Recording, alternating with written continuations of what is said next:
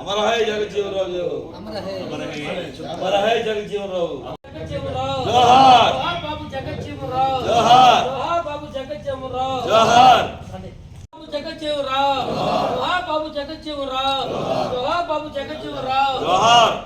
మాజీ శాసనసభ్యులు శ్రీ రామిరెడ్డి ప్రతాప్ కుమార్ రెడ్డి గారు కావలి నియోజకవర్గ వైఎస్ఆర్సీపీ ఇన్ఛార్జి క్యాంప్ కార్యాలయంలో బాబు జగజ్జీవనరావు గారి 119వ జయంతి సందర్భంగా బాబు జగజ్జీవనరావు గారు ఈ భారతదేశంలో ఉప ప్రధానిగా ఉంటూ ఆ రాష్ట్రపతి పార్లమెంట్ సభ్యులందరినీ మొత్తాన్ని గ్యాదర్ చేసుకొని పార్లమెంట్కి ప్రధాని కావాలని పోతుంటే ఆ రాష్ట్రపతి ఆ ప్రధాని కాకూడదు ఒక దళితుడు అని చెప్పి ఆ రోజు రాష్ట్రపతి రద్దు చేయడం జరిగింది. ఆ రోజు నుంచి ఈ రోజు కూడా ఉప ప్రధాని పదవి లేదు.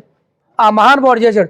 ఎందుకంటే అంబేద్కర్ గారు రాజ్యాంగం రాస్తే భారతదేశంలో బాబు జగజ్జీవనరావు గారు కార్మిక శాఖ లా మినిస్టర్గా ఇదే శాఖ మంత్రులుగా మీ బడుగు బలహీన పార్లమెంట్ సభ్యులందరినీ ఢిల్లీలో కూర్చొని వాళ్ళకి కావాల్సిన హక్కుల కోసం భిక్ష పెట్టండి, పోరాడి సాధించుకోని చెప్పి ఆ స్లోహం నేర్పించిన మహానుభావుడు ఈరోజు బడుగు బలహీన గారికి బాబు జగజ్జీవనరావు.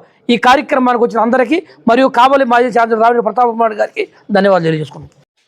మాజీ భారత ఉప ప్రధాని స్వర్గీయ బాబు జగజ్జీవన్ గారి జయంతి సందర్భంగా కావలి వైసీపీ కార్యాలయం మరియు మన మాజీ శాసనసభ్యులు రామిరెడ్డి ప్రతాప్ కుమార్ రెడ్డి గారి ఆదేశాల మేరకు ఆయనకి ఘనంగా నివాళి అర్పించడం చాలా సంతోషంగా ఉంది. బాబు జగజ్జీవనరావు గారు కార్మిక శాఖ మంత్రిగా మరియు రక్షణ శాఖ మంత్రిగా ఉత్తమ పార్లమెంటేరియన్గా ఆ రోజు ఆయన రాజ్యాంగ పరిరక్షణలో భాగంగా అనేక చట్టాలు చేసే దాంట్లో కీలకమైన పాత్ర చేయడం జరిగింది. కానీ ఈరోజు భారత రాజ్యాంగాన్ని అపహాస్యం చేస్తున్నారు. నడి రోడ్డు మీద మహిళల్ని కర్రలతోటి చితకబాతున్నారు ఒక పార్టీ వాళ్ళు వచ్చి. అదేవిధంగా చట్టసభల్లో చట్టం చేసే వ్యక్తి అయ్యన్న పాత్రుడు మన స్పీకర్ సోషల్ మీడియాలో చూసాం.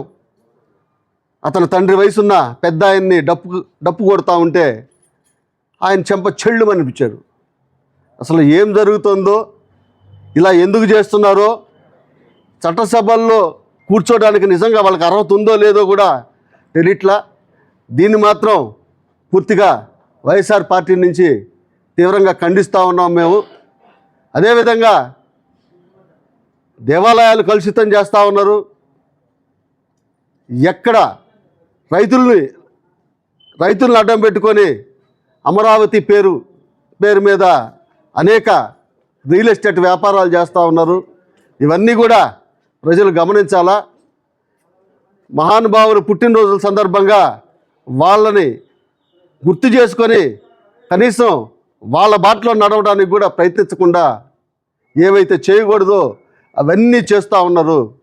వీటన్నిటినీ ప్రజలు నిశ్చితంగా పరిశీలించి వచ్చే ఎన్నికల్లో